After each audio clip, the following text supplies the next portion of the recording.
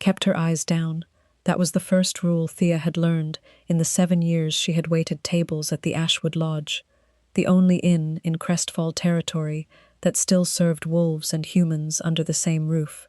And it was the rule she applied now, as the delegation from the Northern Crown swept through the main doors and filled the long hall with the kind of cold authority that made the floor feel thinner beneath her feet. Keep your eyes down. Keep your hands moving. Do not smell like fear. She was already failing at the third one. The tray she carried held 6 tankards of dark ale, and 1 bowl of bone broth she had ladled herself 20 minutes ago from the kitchen pot, thin enough to be clear at the rim. She had been on her feet for 11 hours.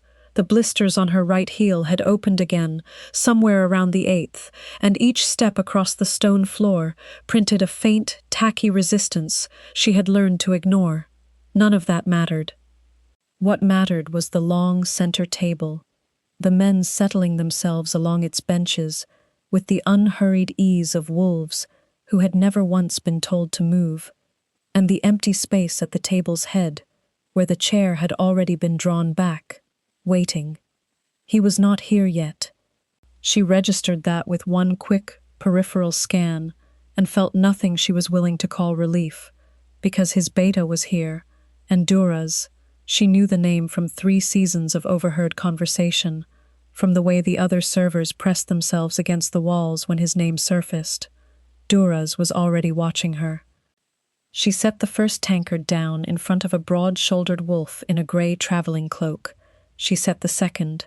She was reaching for the third when someone at the far end of the table called out for bread, and the man beside him laughed, and someone else said something in the northern tongue she did not speak, and the room seemed to exhale slightly, the way large predators sometimes did when the meal arrived.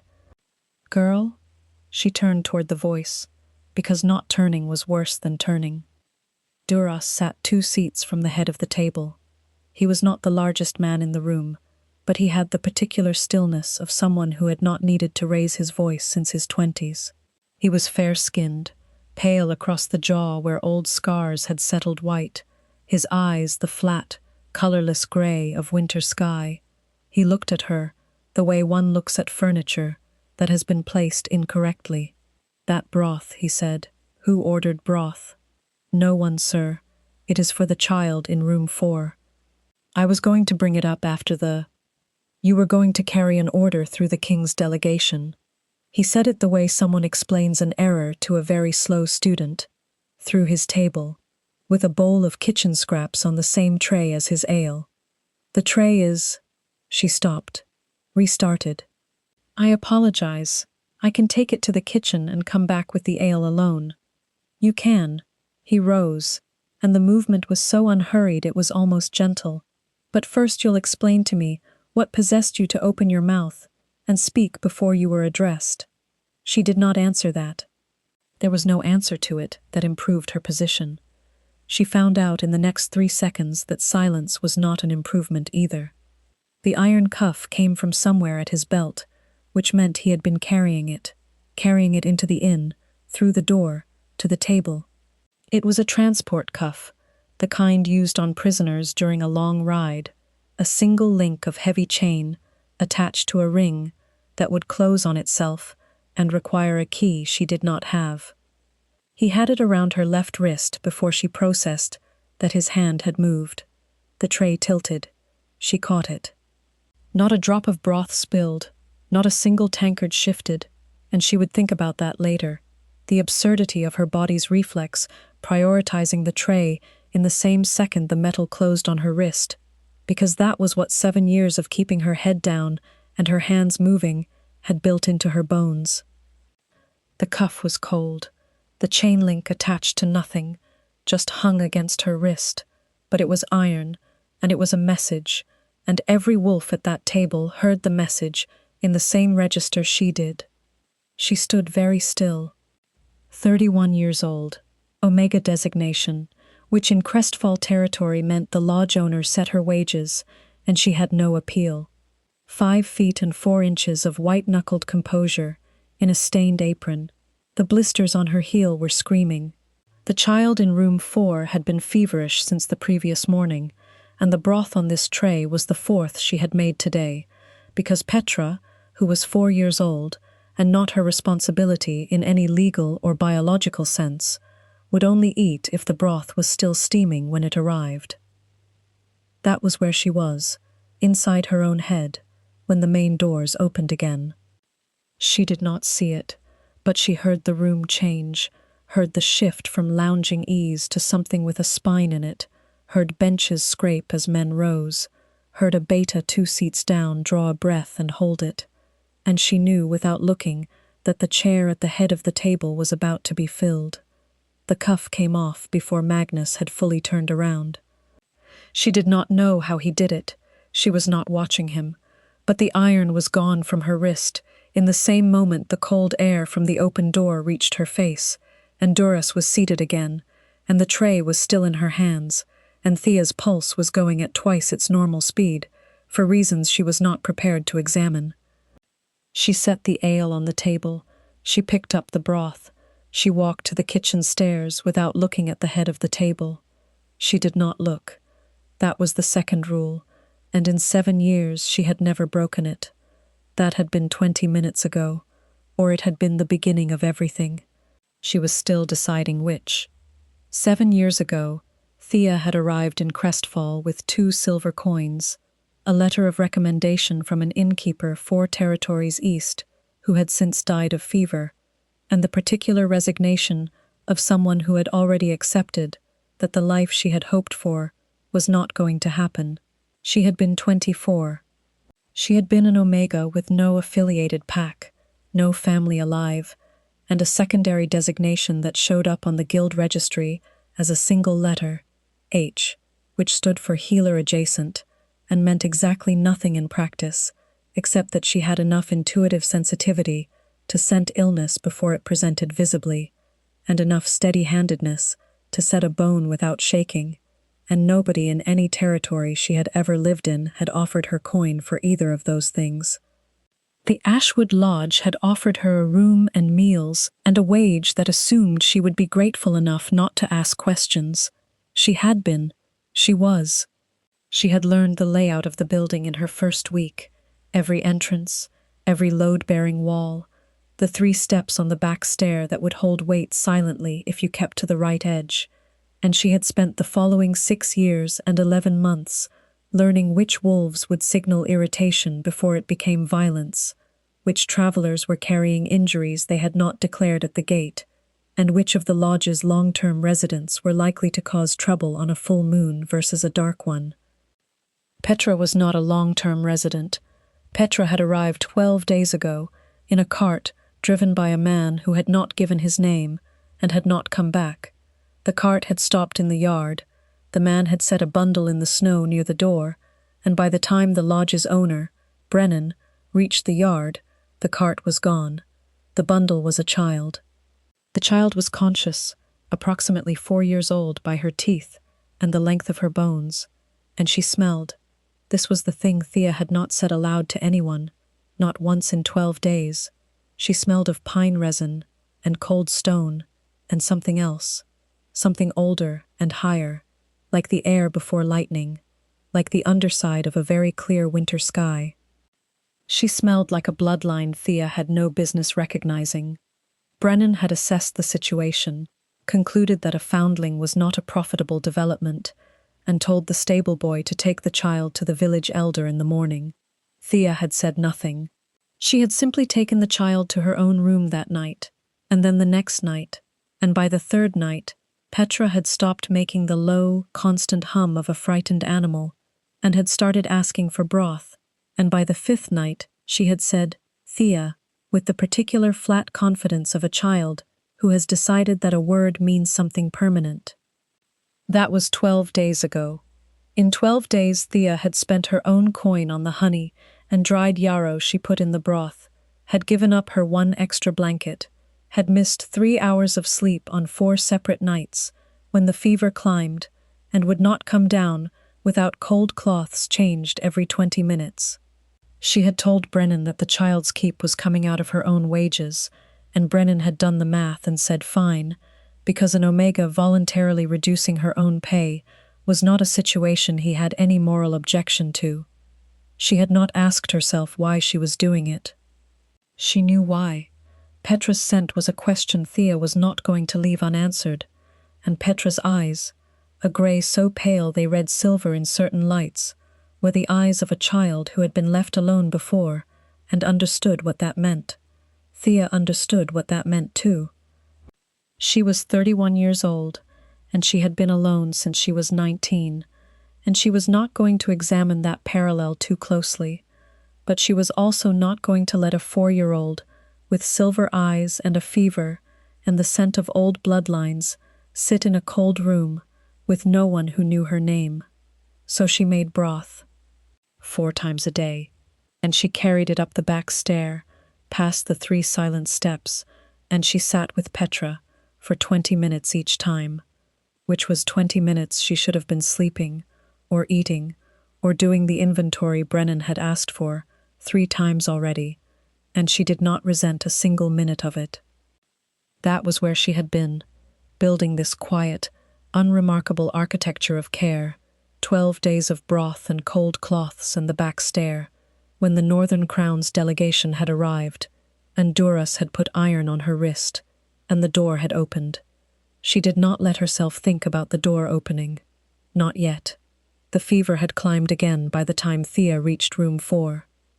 She could smell it before she had the door fully open, the specific bright sour edge of a temperature that had gone past manageable, and she moved immediately to the small table, set the broth aside, and put the back of her wrist against Petra's forehead, the way she had learned from a healer in the second territory she had ever lived in, a woman with grey hair and blunt hands who had said that a wrist told you more than a palm because the skin was thinner there.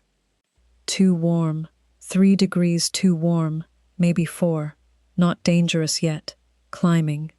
Thea, Petra said it without opening her eyes, the flat, confident declaration of a child who had decided it meant something permanent. I'm here, Thea said. Is the broth hot? Yes. Good. Petra did not open her eyes. The loud man was loud. Thea glanced at the door, then back at the child. The room was on the 2nd floor, directly above the main hall. The lodge's walls were stone and old timber, and not particularly thick. He was, Thea agreed. You didn't cry? No. Good. Petra's brow smoothed out. You never cry. Thea had no answer to that. She helped Petra sit up, and she held the bowl while Petra drank, slowly, with the careful deliberation of someone whose throat still hurt, and she smoothed the child's hair back and checked the gland sites at her neck and jaw out of habit, the way the gray-haired healer had taught her to check for the swelling that meant the fever was settling in rather than passing through. No swelling. Good. She changed the cloth on Petra's forehead. She sat on the edge of the narrow bed until the child's breathing went even, which took 11 minutes, and she counted them without meaning to, because she counted things when she was frightened, and the iron cuff had left a shadow on her wrist, even after it was gone, a faint soreness where the metal had pressed, a reminder that there were limits to how invisible she had actually managed to make herself in 7 years of looking at the floor. She was still sitting with her thumb pressed lightly against the inside of her own wrist when she heard the footstep on the stair. Not a lodge guest. She knew every guest's tread. This was not a skill she had cultivated deliberately. It was simply what happened when you lived in a building long enough to know which stair creaked and how much. And this tread was too measured, too evenly weighted, too careful of the boards in a way that was not caution, but rather habit, the habit of someone who moved through any space as if it were already his. She rose from the bed. She was across the room before she had consciously decided to move, putting herself between the door and the child, the way she had put the tray between herself and the floor when the cuff closed, pure reflex, her body deciding before her mind did. The door was not locked. She had asked Brennan for a lock on this room 11 days ago. He had not said no. He had simply not done it. The footsteps stopped outside the door. Then a knock, 3 beats, unhurried. Not Duras. She knew that knock was not Duras, because Duras did not knock. She did not open the door. "The lodge is full," she said. It was a ridiculous thing to say, and she said it anyway, because it was the only thing she could think of that did not end with the door open. A pause. "I know." The voice on the other side of the door was low, even, and carried the faint northward curl to certain consonants that she had been listening to all evening from the wolves at the long table. "I'm not looking for a room." She pressed her palm flat against the door. "This room is occupied." "I know that too." Another pause, shorter. The healer adjacent Omega, with the blisters on her right heel. "Room 4, the child with the fever." A beat. "I was told." Thea's hand went still on the door. He had not been told. She was certain of that, in the way she was certain of load-bearing walls, through accumulated knowledge, not logic. No one in this lodge knew what she was except Brennan, who had noted it on the intake form 7 years ago and promptly forgotten it, and no one had told any member of the delegation anything except that the ale was dark and the fire was serviceable, which meant he had not been told. He had smelled it. The door opened inward. She had not decided to open it, but her hand was already on the handle, and she did not examine the reason for that either. Magnus stood in the hall. He was taller than she had expected, which was its own kind of absurdity, given that she had been expecting him to be tall. He was fair-skinned, white, Caucasian, the bone structure of the northern Pax, broad through the jaw, sun-bronzed across the cheekbones and the back of his hands, in the way of a man who rode without cover in all seasons. His hair was dark, almost black, and worn back from his face without ornament. He was dressed in traveling clothes, not court clothes, heavy wool, dark leather, and he carried no visible weapon, which told her more than weapons would have. He was looking at her wrist, not at her face. At the reddened line the cuff had left on the inside of her left wrist, faint but legible in the lamplight from the hall. She resisted the urge to cover it.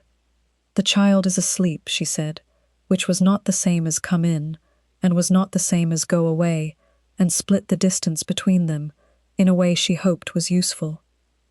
Magnus looked at her wrist for 1 more second. Then he looked at her face, and she felt the precise physical reality of that. Not warmth, not electricity, nothing romantic about it, just the stark and simple fact of being looked at directly by someone who was seeing her, not the stained apron and the blisters and the 7 years of studied invisibility, but her, Thea, whatever that was, and the recognition of being seen by something that had very good eyes, was not comfortable at all. "She has been in your care since she arrived," he said. It was not a question. 12 days, Thea said. 12 days. He repeated it with a weight she could not quite parse. "On your own coin. My wages are sufficient." The corner of his mouth moved. Almost nothing, just a degree of shift in the muscle at the jaw. "That is not what I asked." "I know what you asked," she said. "Yes, my own coin." A silence. In the room behind her, Petra's breathing stayed even and low, the breathing of a child, deep in sleep. The lamplight from the hall made a warm stripe across the floorboards between Thea and the doorway, and Magnus stood at the edge of it and did not cross it, and she understood after a moment that he was waiting for her to invite him in or not, that the choice was being handed to her with a deliberateness she had no precedent for. She thought about the cuff. She thought about the tray she had not dropped. She thought about 11 hours on her feet, and the blisters on her heel, and the 4 bowls of broth, and the fact that she had not cried in front of the child, because Petra had noticed, and she never would. She stepped back from the door. He came in quietly, and she closed it behind him, and he moved to the foot of the narrow bed and looked at the child for a long moment without speaking. Petra was a small, still shape under Thea's extra blanket, her pale hair spread out on the pillow, her breathing audible in the silent room. Magnus stood at the foot of the bed and breathed. That was all. Breathed, steadily, and Thea watched his expression do something complicated that she could not fully follow. Then he turned away from the bed and looked at Thea again, and his eyes were a dark, clear gray, and they were doing what she had known, somewhere below conscious thought, that they had been doing since the moment he walked in, not looking at the room, not looking at the child, looking at her, with the particular focus of a wolf who has caught a scent that does not belong where he found it, and cannot yet name what it means. She had 12 days of overdue sleep behind her eyes, and blisters on her heel, and an iron cuff's ghost on her wrist, and she stood in her own room and looked back at him and did not look down, because looking down was the rule she had been following for 7 years, and he had just knocked on her door instead of opening it, and those were not the same world, and she knew it. "What is her name?" he said. "Petra. Her full name." He said it carefully, what she was left with.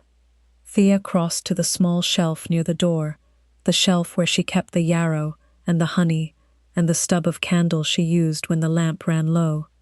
There was an envelope there, creased along its fold from 12 days of handling, and she took it and held it out to him. He did not reach for it immediately. He was looking at her hand, the reddened wrist again, or perhaps the steadiness of the hand itself. She could not be certain. He took the envelope. He read what was inside in the lamplight, with an expression that went from careful to still to something quieter than either of those, and when he finished, he folded it again precisely and held it and did not give it back. "She is my brother's daughter," he said. "My brother has been dead for 14 months. I have been looking for her for 11 months. Thea let that land. She did the arithmetic without meaning to. 11 months of searching against 12 days of broth and cold cloths and the back stair, and the child sleeping in Thea's blanket right now, and the envelope passed between them in a room that Brennan had not put a lock on. "She came here in a cart," Thea said. "The man who drove it did not give his name. I know who he was." Magnus's voice did not change in register or volume, but something under it tightened, and she heard it and did not ask. "She is safe." "She has been safe," Thea said, and she said it plainly, without edge or accusation, because it was simply true, and he deserved to hear it. He looked at her. The gray eyes went very steady. "Yes," he said, "she has been." The moment between them was not comfortable. It was also not small. She was aware of it the way she was aware of the sore wrist and the blisters, a precise physical fact her body was registering before her mind had caught up, and she did not trust herself to classify it yet, so she did what she always did, which was to move her hands, check the cloth on Petra's forehead, note the temperature, smooth the blanket. The fever had dropped a ½ degree. Good. Behind her, Magnus did not speak for a long moment. Then, "What did my beta say to you?" Before he put the cuff on. She adjusted the cloth. "Nothing I hadn't heard before. That is not an answer."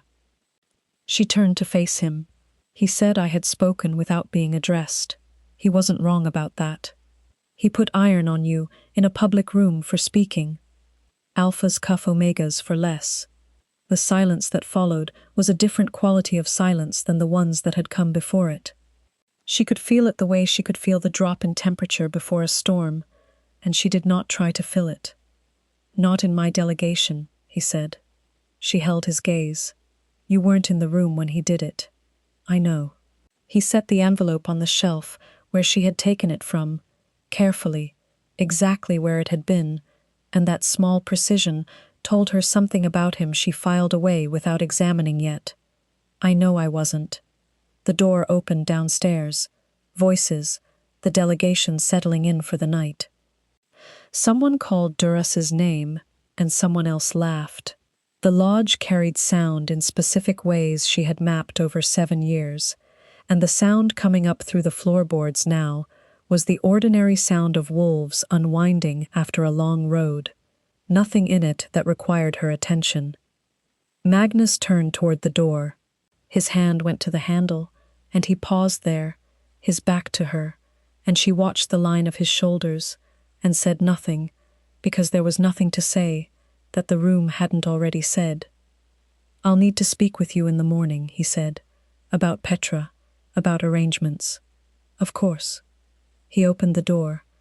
The lamplight fell across him again, and she saw the breadth of his shoulders and the way he carried himself, the absolute economy of movement, and she also saw that his left hand, the one that had been at his side all evening, was closed on nothing, fingers loosely curled, and he opened it deliberately as he stepped into the hall, the way a man opens a fist he hadn't known he was making. He did not look back.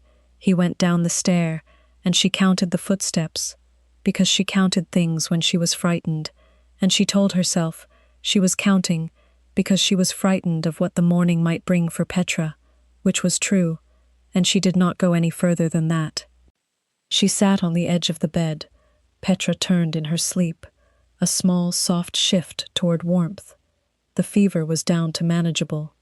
"Thea," Petra said, without waking. "I'm here," Thea said. The lamp burned, outside. The full moon laid a blue-white line along the bottom of the window that would have been beautiful if she had been able to afford to look at it. She could not sleep. She knew she could not sleep. She sat on the edge of the narrow bed with the child's even breathing behind her, and the sorted facts of the evening arranged in front of her like objects on a shelf, and she went through them the way she had learned to go through a building in an emergency, methodically, starting at the load-bearing walls. Petra was Magnus's niece. Petra was not a foundling. Petra had been missing for 11 months, and she had been here, in this room, under this blanket, drinking broth from a bowl Thea had ladled herself. She was safe. Magnus had said she was safe, and Thea's own nose confirmed it. Whatever threat had carried the child to the lodge had not followed her here, because if it had, the scent of it would have been on the cart, and Thea would have known. The envelope. The question of who had driven the cart, and why, and what they had known. The question of what happened to Petra now, whether she stayed in this room, or whether she went north with the delegation, whether there was a room in whatever stone hall Magnus called home that would be warm enough, and whether whoever tended her there would know to make broth on the 4th hour, and not let it cool, and whether the yarrow needed to be dried before steeping, or only if the fever was already climbing. These were practical questions. She focused on the practical questions. The other thing, the gray eyes, and the steady look, and the curl of a fist he had not known he was making, she left on its shelf. She was not ready to handle it yet. She was 31 years old, and she was smart enough to know that a man who knocked before entering a room she occupied was not the same as a man who had any reason to stay in it. And the situation was Petra's situation, not hers. And in the morning he would want to discuss arrangements, and she would provide him with every piece of information she had about Petra's health and routine, and the broth measurements, and the cloths for the fever, and then the delegation would leave north with the child, and Thea would go back to the tray, and the ale, and the long center table, and the 7 years of looking at the floor. That was the correct outcome. She understood it was the correct outcome. She sat on the edge of the narrow bed and watched the moonlight move along the window and told herself that what she was feeling was relief. The child was found. The child was safe. This was the ending the 12 days had been building toward, and it was a good ending. Outside, very faintly, a wolf called from somewhere beyond the tree line. Not a warning call, not a hunt call. The particular long note that meant something else entirely, something she had heard twice in her life at a distance and never close, and her whole body went quiet around it, the way a room goes quiet around a sound that is larger than the room. She did not move. The call came again and then stopped, and the night went back to ordinary silence, and Petra slept on, and the fever did not climb. Thea pressed the back of her wrist to her forehead, the way the gray-haired healer had taught her. Her own temperature was ordinary. Her pulse, against the tender place where the cuff had been, was not. She sat with that for a long time. At 7 that morning she was in the kitchen, making broth for the 5th time, when Duras came through the kitchen door.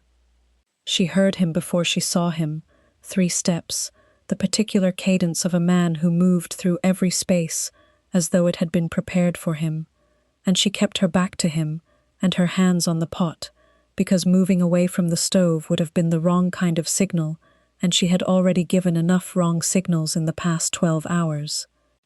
He stood behind her and said nothing for a moment. She stirred the broth.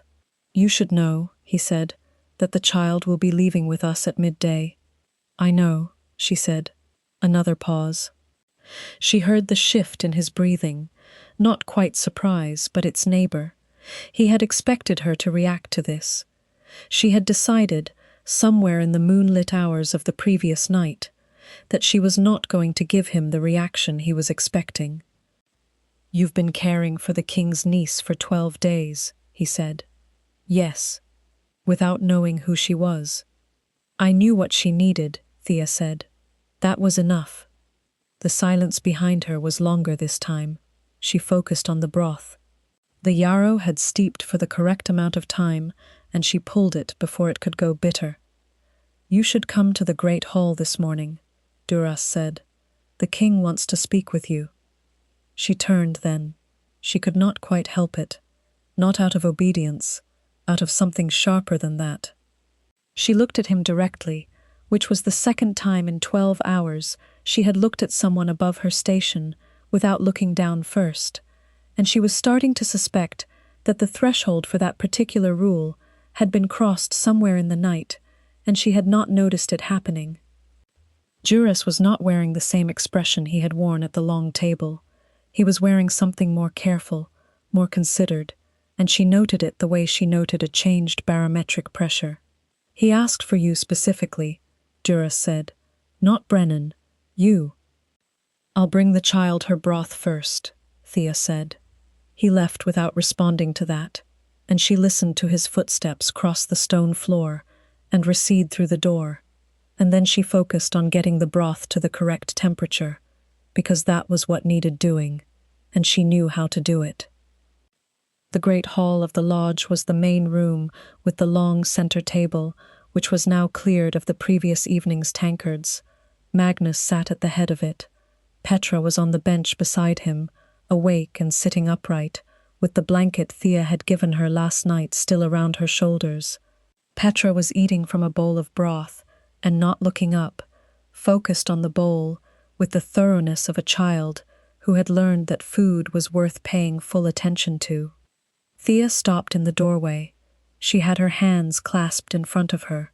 She had left the apron in the kitchen because the apron was a statement she did not want to make this morning, and then she had gone back for it because not wearing the apron was a different kind of statement she was equally unprepared to make, and she had stood in the kitchen for 3 full seconds, arguing with herself about an apron, which was either the most rational thing she had done in 12 days, or the least.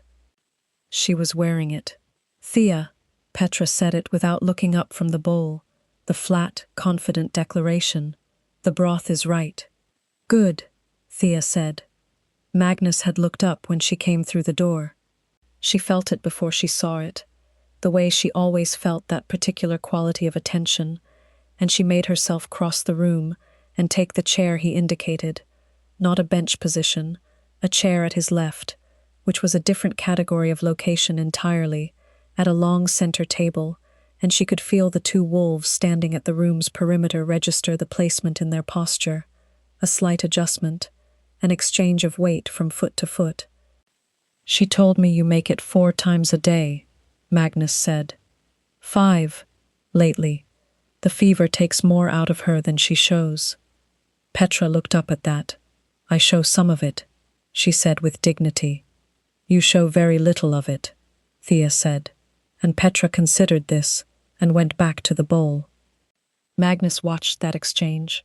Something in his expression, in the precise geography of it, the small shift at the corner of the jaw, was not what she would have expected from a king at a long table in the presence of his beta and 2 attendant wolves. It was smaller than that, more private. "I want to make an arrangement," he said, "a formal one." She held her hands still in her lap. "Petra will come north," he said. "She is my brother's daughter and my ward under pack law, and there is a room that has been prepared for her for 11 months and a fire in it that has been lit every night by the same woman who lit it when her father was alive." A pause. "But she has had 12 days of this, of you, and she has told me, I am quoting, that you never cry and that the broth is right, and that she is not going anywhere without you." Thea looked at Petra. Petra was looking at the broth bowl with the careful neutrality of a child who has said what she meant to say and is prepared to wait. "I am a lodge waitress," Thea said, which was the most inadequate sentence she had produced in recent memory. "You are a healer adjacent Omega, who spent her own coin on a stranger's child for 12 days, Magnus said, "in Crestfall territory, where your wages are set by an owner who is not here this morning because I asked him not to be." His voice was even, unhurried. "I am asking you to come north as Petra's keeper, under the Crown's protection, with wages from my treasury, not from Brennan's ledger." She looked at him. "That is a generous arrangement." "It is a practical one," he said. "Petra needs what you know how to give. You are very good at what you do, and what you do is something she needs." That was not the whole of it. She was smart enough to know it was not the whole of it, but it was what he was offering this morning, plainly and without decoration, and she could hear in the plainness of it the same quality she had heard in the knock on the door the previous night, the offer being made as an offer, the choice being returned to her. She thought about Crestfall, she thought about Brennan's ledger and the long center table and 7 years of looking at the floor and the blisters on her heel. She thought about Petra saying "you never cry" with the same matter-of-fact confidence that she said everything, and she thought about the blank 11 months of Magnus searching, and the cart with no name, and the envelope she had kept on the shelf, and the ghost of the cuff on her wrist. She thought about the wolf call in the night. She did not let herself think about it for long. "I would need to make the broth recipe for your kitchen staff," she said. "The yarrow proportion is specific, and they'll get it wrong the first time." Magnus's mouth moved. "Just barely. I'll make sure they have instructions. And she needs the cloths changed at 2-hour intervals when the fever is above threshold, not 4. It climbs faster than it shows." "I'll tell them. And she sleeps better with weight," Thea said. "Not just warmth. An extra blanket across the legs specifically." "Thea," Petra said, without looking up from the bowl. "Yes, you're coming." It was not a question. It had never been a question. Thea understood, with a clarity that felt like cold water, that Petra had understood this before Thea had, and that the child's certainty had probably been correct before anyone in the room had had a conversation about it, because Petra had the instinct for permanence that children who have learned what impermanence feels like develop early and hold tightly. "Yes," Thea said, "I'm coming."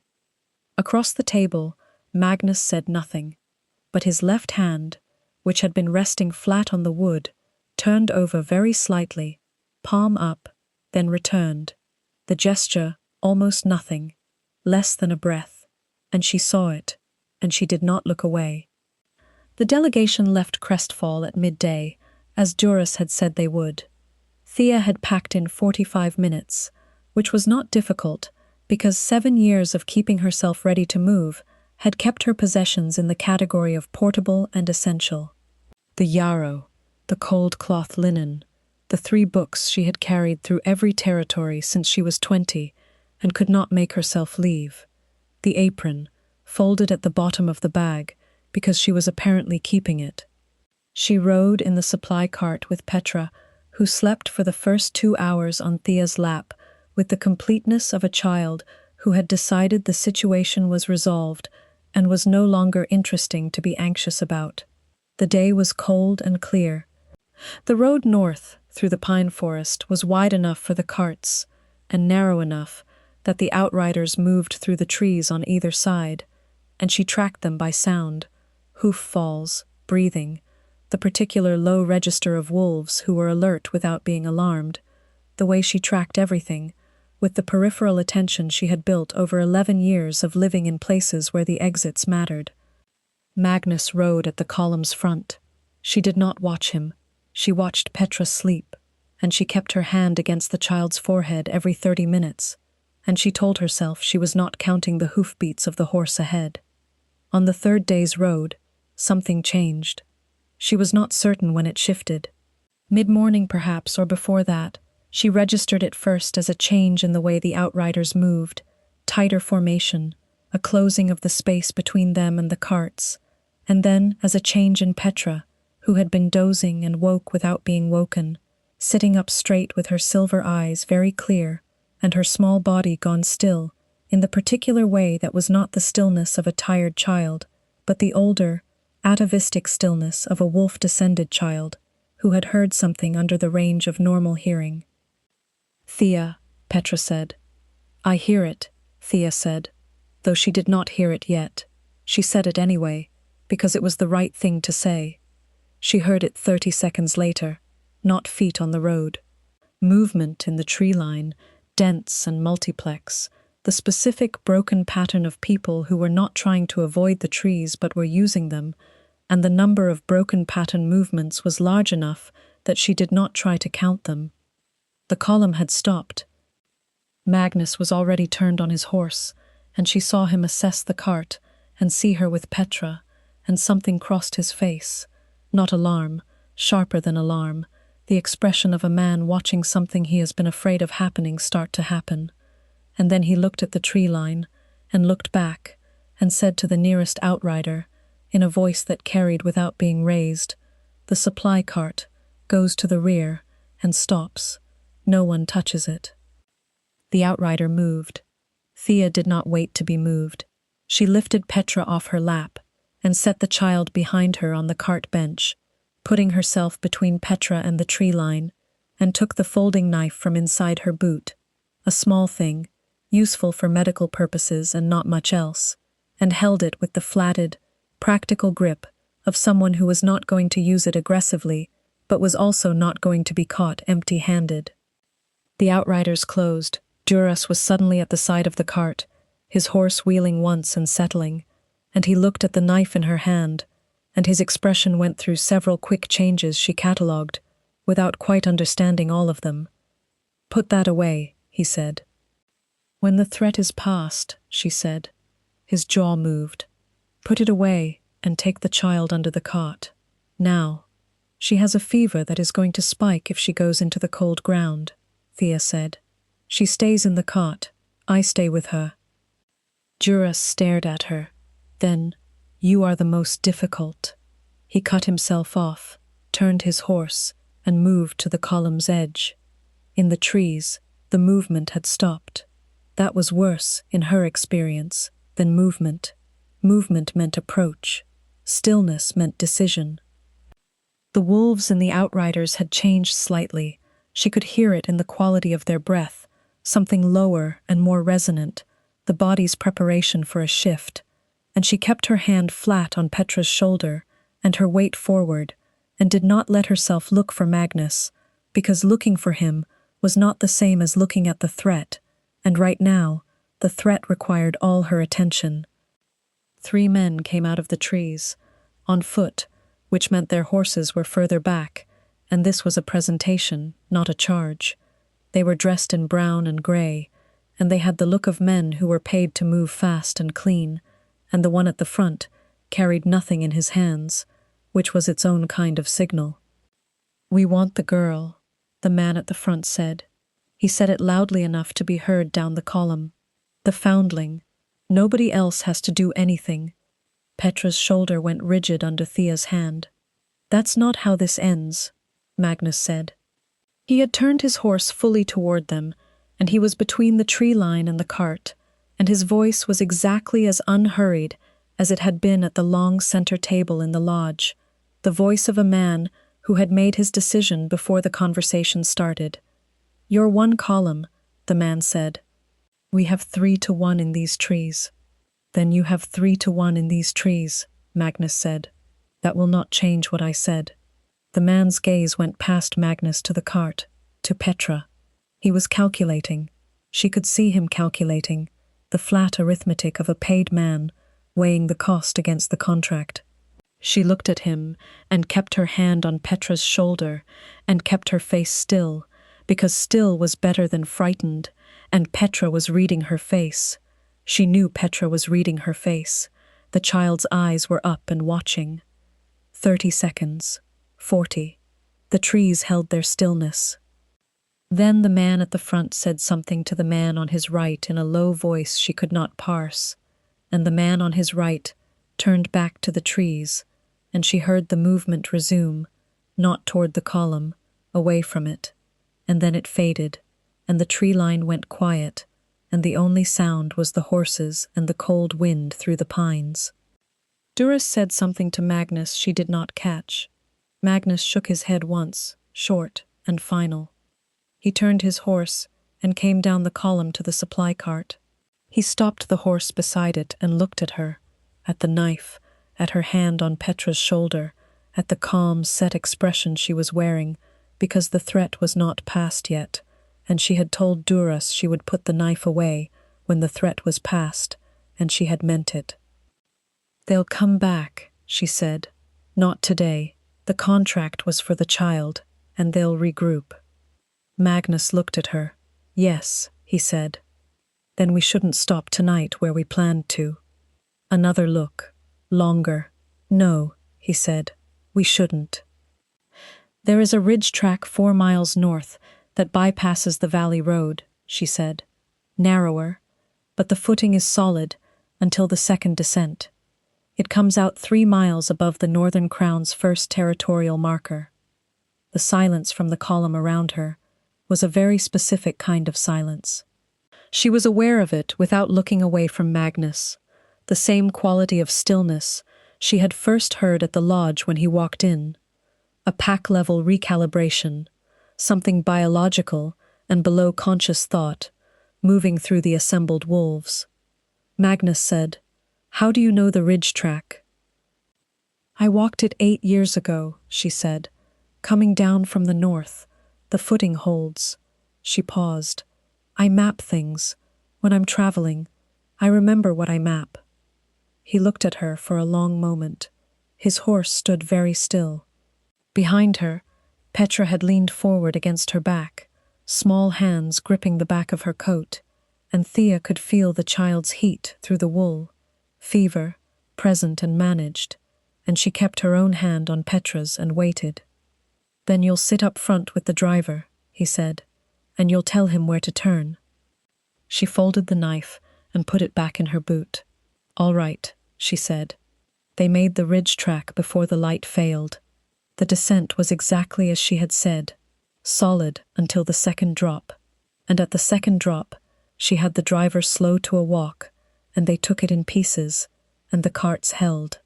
The Northern Crown's territorial marker came into view in the blue dark hour, before full dark.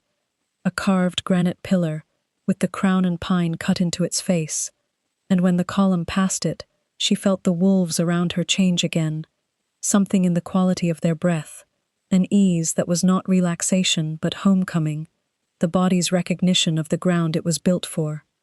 Petra had been asleep against her side for the last hour. The fever had not climbed. The broth from the noon stop was holding. Magnus rode past the cart as they made the marker, and slowed for a moment alongside it. He did not say anything. He looked at her, and she looked at him, and there was the moonlight again, coming across the pines, and it was white, and it was cold, and it made everything look like the inside of a truth she was not ready to name yet, and she did not look away. He rode on.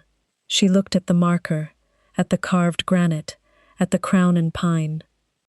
She was still looking at it when the column moved forward, and the marker passed behind them, and the road north opened ahead, and she told herself the feeling in her chest was practical. She told herself it was the relief of the threat past, and the fever held, and the child safe, and the ridge track navigated correctly in fading light.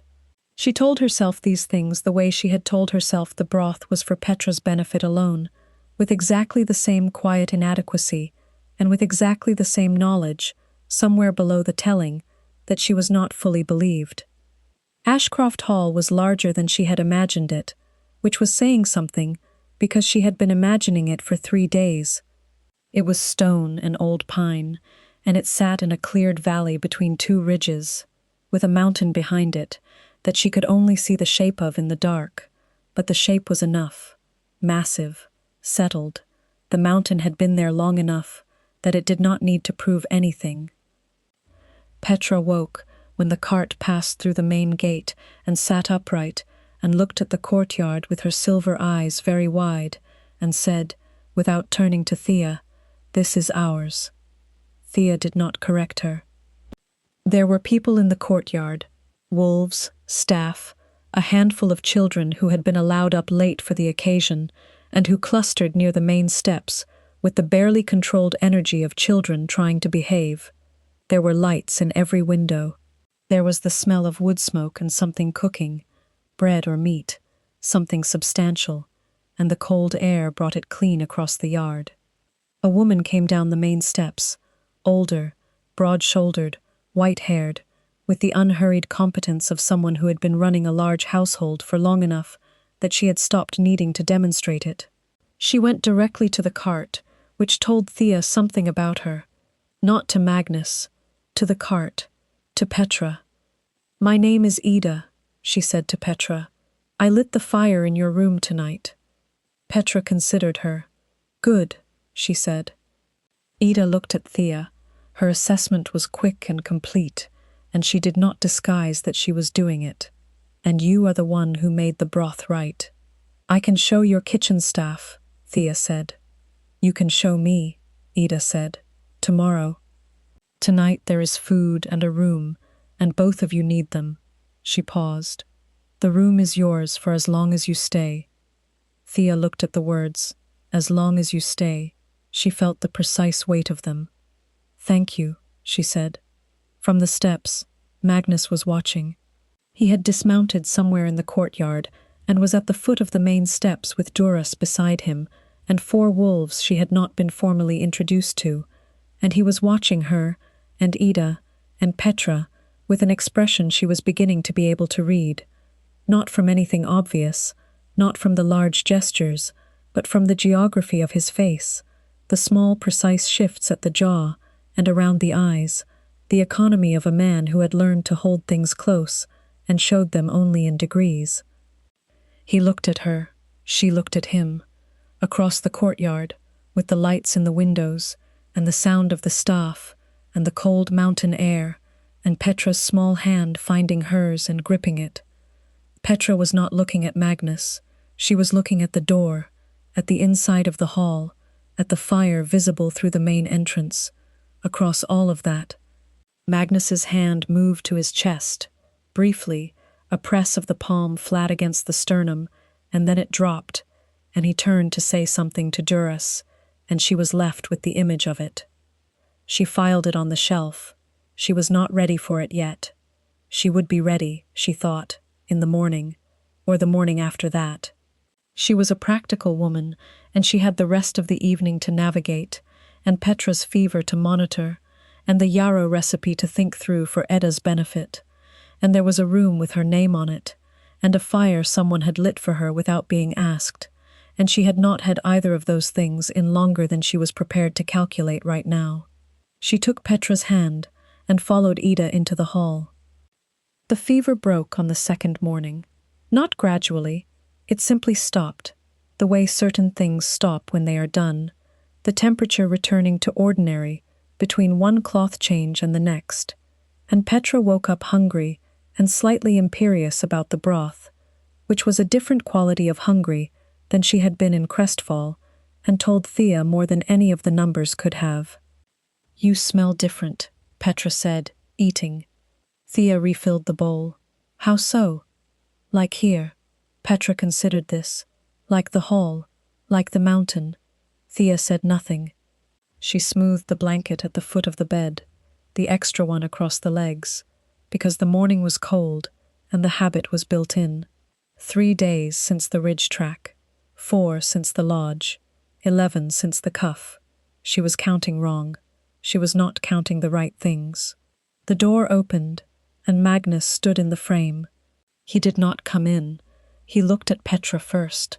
The empty bowl, the upright posture, the clear eyes, and something in his face went quiet. In the particular way it went quiet when something he had been holding for a long time could be set down. "You're better," he said to Petra. "Yes," she said. The broth was right. He looked at Thea. She was standing at the foot of the bed with the extra blanket in her hands, and she met his eyes because she had stopped being able to not do that sometime in the previous 3 days, and she was no longer arguing with herself about it. "Walk with me," he said. It was the same quality of request as the knock on the door. Returned to her. She could say no. They both knew she could say no. "Give me a moment," she said. She settled Petra with the book, the illustrated one that Petra had found in Thea's bag and claimed without discussion, and she set the extra blanket and she came to the door, and Magnus stepped back into the corridor, and she stepped out beside him, and the door clicked shut behind her. They walked. The hall was long and stone-floored, and the windows faced east into the morning light, which came in cold and bright, and made the floor look like water. He walked beside her, and not ahead of her, which was a thing she noticed. "Duras came to me this morning," he said. She waited. He apologized. Magnus said, "To me, which was the wrong direction. He should have come to you. He doesn't need to apologize to me." "Thea." He stopped walking. She stopped beside him. "He put iron on your wrist in a public room for speaking, in my presence by extension. That requires an apology, and it will come to you directly, or he will ride back to his family's territory and spend the winter rethinking his understanding of how this house operates." She looked at him. "That is a significant consequence." "It is the consequence I told him." She held his gaze. "Why?" He looked at her for a moment. The morning light was in his face, and she could see the gray of his eyes very clearly, the dark ring at the edge of the iris, and she was close enough that she could smell the cold mountain air on him and the wool of his coat, and under that, deeper, the warm pine and stone she had been trying to name for 3 days, the scent that was this hall and this mountain, and something older and more central than either. "Because," he said, and then he stopped. He tried again. "Because for 12 days you spent your own coin and your own sleep on a child no one had asked you to care for, and you did it without announcement, and without asking for anything in return. And when my beta put iron on your wrist for speaking in a full room, you stood still and caught the tray, and did not flinch, and did not drop a single cup, and I watched that from across the room, and I—" He stopped. His jaw tightened. "You what?" she said. She had not meant to ask it. "I was not fast enough," he said. "I should have been faster." She felt the weight of that. He was a king who had not been fast enough, and he was telling her so, plainly and without decoration, and the gap between that and every other thing she had known in 7 years in Crestfall was wide enough to fall into. "You got it off before I saw you move," she said. "It should not have been on you in the first place." She looked at the window, at the morning light across the stone floor. "No," she said after a moment. "It should not have been."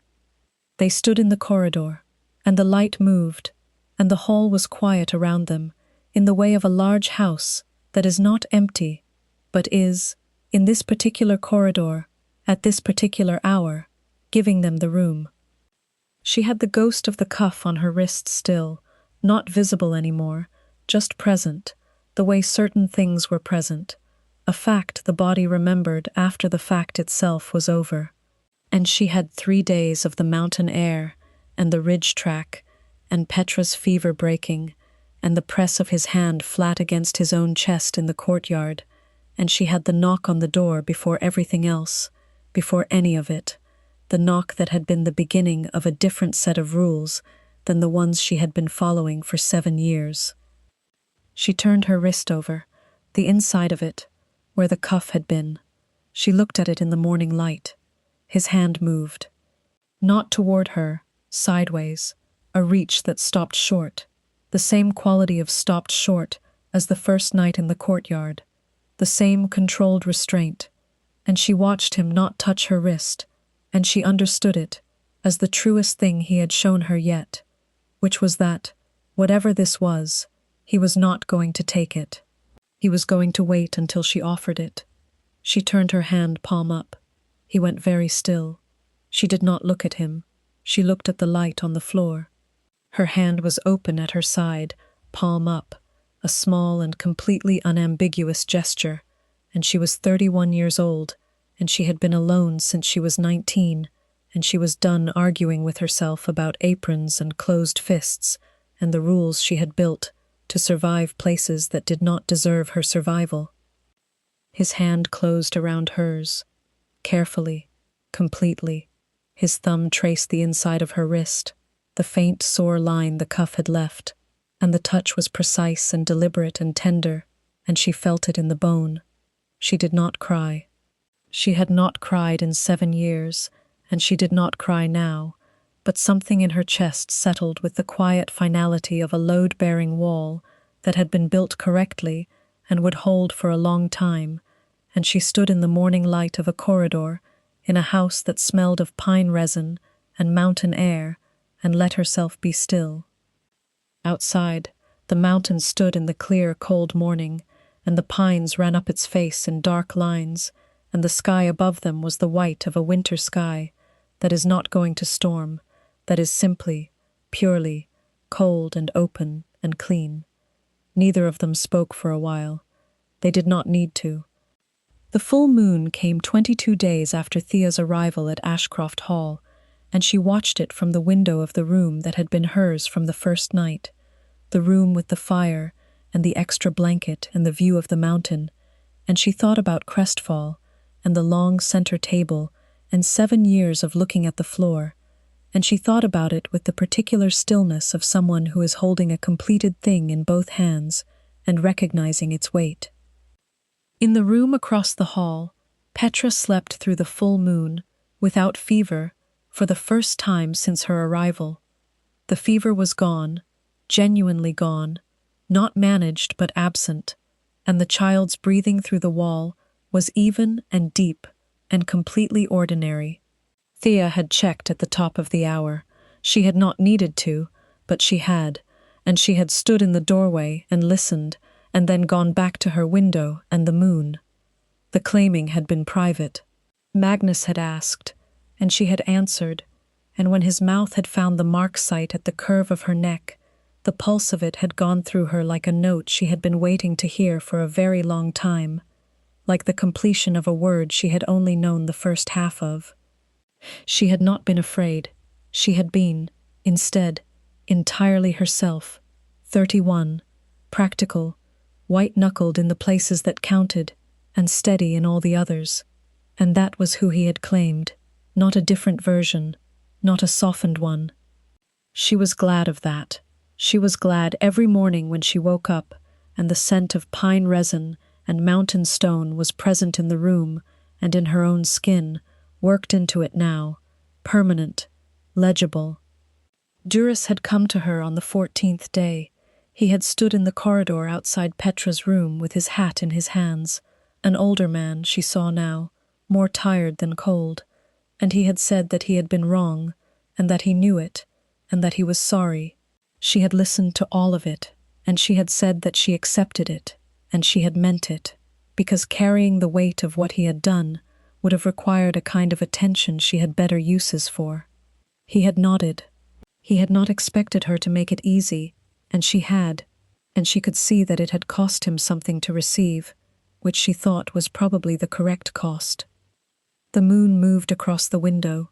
Somewhere below her, the hall was quiet, the fires banked, the wolves asleep or at rest, in the way of a household that had found its balance. She could feel the hall in a way she had not been able to feel the Ashwood Lodge, even after 7 years. She could feel it the way she felt a well-built wall, through the bones, the knowledge of a structure that would hold. She was home. It was the plainest possible word for it, and it was exactly right, and she did not dress it up. Months later, in the deep of winter, she found Petra at the kitchen table with a piece of carved pine in her small hands. A wolf, roughly done, legs too long, ears slightly lopsided, pressing it into a patch of flour that had been left on the wood from that morning's bread. The child was making tracks, wolf tracks, small and methodical, across the white flour, a trail leading from one edge of the table to the other and back again. Thea sat down across from her. She put her hands flat on the table. Petra looked up. Her silver eyes were clear, and her face had the particular color of a child who is well and warm and full and entirely unconflicted about any of it. "He carved it," Petra said, holding up the wolf. "I know," Thea said. "He got the ears wrong. A little." Petra looked at the carved wolf. "I like it anyway," she said. She set it down and pressed it into the flour again, carefully, and made the next track. And Thea watched her and said nothing.